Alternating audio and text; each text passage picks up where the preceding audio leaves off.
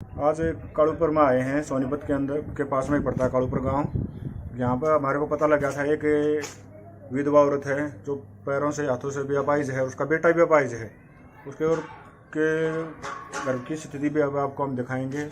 उनके कोई साधन नहीं है, कोई चारा नहीं है। हमारे पास वीडियो गई थी तो हमारा एक ग्रुप है फौजी भाइयों का, भाईचारा एकता संगठन, उसकी तरफ से जैसे हम करते हैं हेल्प किसी बच्चे के लिए, अगर खिलाड़ी के बच्चा है तो उसके लिए खेल का किट वगैरह दिलाना, जिस गरीब बच्चा है या किसी कोई इसी प्रकार का गरीब परिवार है तो उसके लिए राशन पानी का महीने 2 महीने का बंदोबस्त करना। उसके बाद अगर कोई भी भाई करना चाहे तो यहाँ आकर भी हेल्प कर सकता है। ये कालूपुर है सोनीपत के बिल्कुल आस पास में। अब दिखाएंगे आपका परिवार की स्थिति।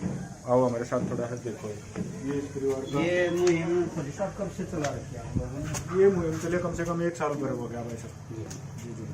तो लगभग कितने लोग इस वर्किंग में रहते हैं? इस वर्किंग में अभी पहले तो जैसे संगठन बनाया था अपने फौजी भाइयों ने, सचिन फौजी हैं जो अपने बाड़न गाँव से, तो उन्होंने ये संगठन बनाया था। उस गांव के बड़का इकट्ठे होकर जो फौजी भाई थे 10-15 ने, उसके बाद में इस संगठन को और ज़्यादा विस्तार दे दिया। अभी इस संगठन के साथ में कम से कम 300-350 सामाजिक सेवा करने वाले भाई जुड़ चुके हैं, जो हरियाणा में नहीं, हरियाणा से बाहर सोनीपत, नामाले, दिल्ली और विदेशों तक के साथी इस संगठन के साथ जुड़े हुए हैं। और ये मुहिम अभी बहुत आगे चल, भगवान की दया से भाइयों का सहयोग रहा है तो चलती रहेगी। देखो ये इनका परिवार की हालत है, ये इनका मकान है, इसकी कोई संभाल नहीं है। तो अगर क्या है, कैसे हो सकती है? 2 परिवार में 2 आदमी दोनों अपंग हैं, तो जो पेंशन वगैरह मिलती है उसी से गुजारा होता है। ये भाई है, ये पैरों से अपंग है। 5वीं तक ये स्कूल में भी गया, लेकिन उसके बाद में नहीं कोई ले जाने वाला था, नहीं कोई ले आने वाला था। ये भी पैरों से अपंग है। और ये माता जी है इस परिवार में, और ये भी अपाहिज हैं। जो अपाहिज आदमी तो मतलब कोई कह दे भाई अपने मजदूरी तो कर सकता है, ये तो मजदूरी भी नहीं कर सकते। ये इस प्रकार का परिवार है। मकान की हालत आप देख रहे हो। ये कालूपुर गांव में है। अगर कोई भी भाई किसी प्रकार से अगर सहायता कर सकता है, या राशन से मान लो, राशन पानी से मान लो, क्योंकि सबसे ज़्यादा ज़रूरत होती है आदमी को रोटी कपड़े और मकान की हालत आप देख रहे हो। और रोटी जब आएंगे जब ये कुछ कमाएंगे, कमाने का इनके पास कोई साधन नहीं है। गरीब आदमी है, खेती बाड़ी कुछ नहीं है और मजदूरी भी नहीं कर सकते।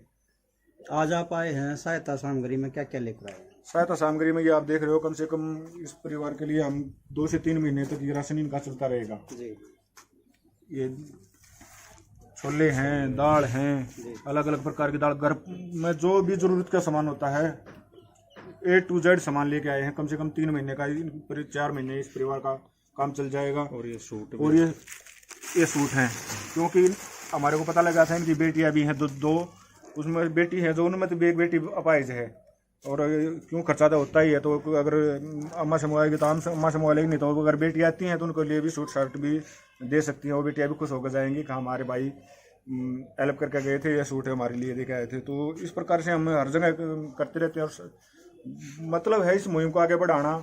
हर आदमी के नज़र में, अड़ोसी पड़ोसियों को भी इस प्रकार का नहीं पता लगता कि इस प्रकार का कोई परिवार है गरीब, जिसकी माली हालत बहुत ज़्यादा कमज़ोर हो रही है। तो हमारा काम है, मकसद है इस मुहिम को थोड़ा आगे बढ़ाना, कि किसी को पता लगे और आगे आए और इस परिवार की हेल्प और इसके परिवार को जीने का जरिया कुछ बन सके। मीडिया के माध्यम से जो साथी आपको देख रहे हैं, इस मुहिम को लेकर क्या कहना चाहेंगे? इस मुहिम को लेकर यही है कि समाज में जागरूकता, अगर किसी भी गरीब को घर पे आप देखते भी होंगे कि फलानी जगह गरीब परिवार आर्थिक हालत के कारण आत्महत्या कर गया, या पता लगता है कि वो परिवार वहाँ मर गया, ऐसे कुछ होगा नहीं। अगर हमारे अंदर थोड़ा भी सामर्थ्य है तो इस मुहिम को आगे बढ़ाना। किसी गरीब को ये ना लगे कि मैं लाचार हूँ तो मेरे को खाने पीने के कोई जुगाड़ नहीं हो सकता। तो हर आदमी से, हर नागरिक से हमारा यही अपील है, अगर आपके पास कुछ भी हेल्प करने के लिए आप समर्थ हो तो एक दूसरे की हेल्प करते रहो। ये हमारे साथ। मेरा नाम नरेश कुमार है जी। क्या कहना चाहेंगे? मैं कहना चाह रहा हूँ कि जैसे हमारे सचिन भाई ने जो मुहिम शुरू की है जी, हम इससे काफ़ी खुश हैं। और मैं सोचता हूँ कि ये मुहिम आगे तक बढ़ती रहे और चलती रहे, ताकि गरीब आदमियों का भला होता रहे। बस ये बहुत ही अच्छा सामाजिक नैतिक कार्य है। और इसमें क्या है कि हमने 2 तरह, जैसे सामाजिक सेवा भी हो रही है और देश सेवा भी हो रही है। इसलिए हम सचिन भाई का, जिसने भी ये मुहिम शुरू की है, हम बार बार तहे दिल से धन्यवाद करते हैं। ये हमारे साथ हैं भाई कमांडो आशीष सिसाने से। दिल्ली पुलिस के जवान है, अभी बताएंगे भाई। क्या कहना चाहेंगे आशीष जी, आप यहाँ पहुँचे? मैं ये कहना चाहूँगा कि ये हमारे जो फौजी साथियों ने, अन्य सामाजिक संगठनों ने जो मुहिम छेड़ी है पीड़ितों की सेवा करने की, उनके कष्टों को दूर करने का प्रयास इन्होंने किया, बहुत ही सराहनीय प्रयास है। हमारे आसपास जब भी हमें कोई पीड़ित नज़र आता है, हमें उसकी सहायता करने के लिए तैयार होना चाहिए। इसमें शुरुआत हमें अपने क्षेत्र से ही करनी चाहिए।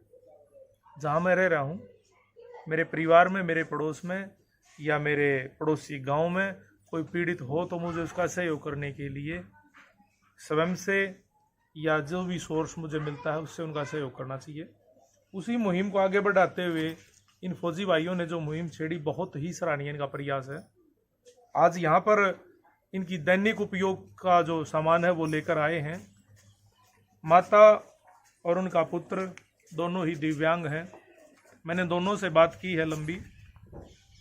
सामग्री इनको कुछ समय के लिए दे दी गई है।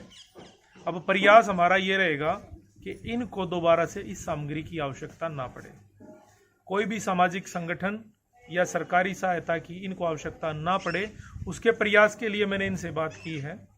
परमात्मा ने चाहा तो बहुत ही जल्द हम इनके रोजगार की व्यवस्था करेंगे, इनको आत्मनिर्भर बनाएंगे। ऐसे कब तक ये दूसरे के आश्रय पर पलते रहेंगे?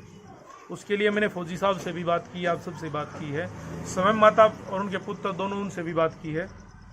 इनके रोजगार की व्यवस्था हम करेंगे। उसके लिए कोई भी एक रेहड़ी खोखा जिसमें चाय का, फलों का या अन्य कोई सामग्री ऐसी हो जिससे इनका गुजारा हो सके, उसकी व्यवस्था हम करने वाले हैं। मैं मानता ये हूँ कि मुझे मांगना ना पड़े, मैं देने वाला बनूँ।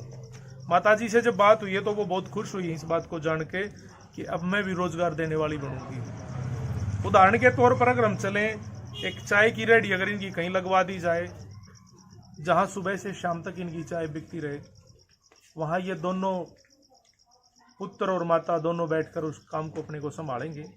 कोई एक रिक्शा की जरूरत। अभी इनको ट्राईसाइकिल की आवश्यकता है। मैं प्रयास करूंगा सरकार के माध्यम से कि इनको वो मिल जाए। अगर वहाँ से सफलता नहीं मिलती, पहली बात तो ये है कि सफलता हमेशा ही मिलती है, क्योंकि हरियाणा सरकार, भारत सरकार, रेड क्रॉस, ये सब मिलके इन लोगों के लिए ट्राईसाइकिल उपलब्ध करवाते हैं। अगर उस कार्रवाई में कुछ विलम्ब होता है तो हमारे जो सामाजिक संगठन हैं, सामाजिक कार्यकर्ता हैं, वो इनको ट्राईसाइकिल देंगे। उसी ट्राईसाइकिल के माध्यम से ये अपने रोजगार पर जाएंगे और बहुत जल्दी ये आत्मनिर्भर बनेंगे। जब आप दोबारा वीडियो बनाने के लिए आएंगे तो आप इनको सहायता देने नहीं आएंगे, आप देखेंगे ये दूसरों को सहायता दे रहे हैं। मैं पुनः इस छोटी सी वीडियो के माध्यम से उन सैनिकों को नमन करता हूं जिन्होंने इस नेक कार्य की शुरुआत की है। सभी को नमस्ते, जय हिंद, वंदे मातरम। माता जी बात करें नहीं।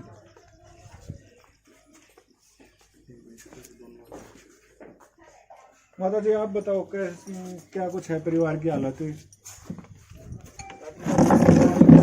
जी परिवार की हालत तो बस ऐसी है, पेंशन आ जाए तो गुजारा चल जाए।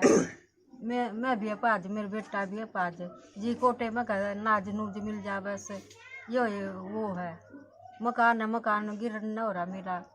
छत है, छत टपकन लाग रही। ईसा भी को ना चमासे माम चढ़ गई देख ले। आज की हाल कोई मम्मा थोड़ा बहुत खाने पीने का है, उसके लिए आप क्या कहोगे? जो जिन्होंने आपकी ये थोड़ी हेल्प की है फौजी भाइयों का संगठन ने, उसके लिए आप क्या कहोगे उन बच्चों के लिए?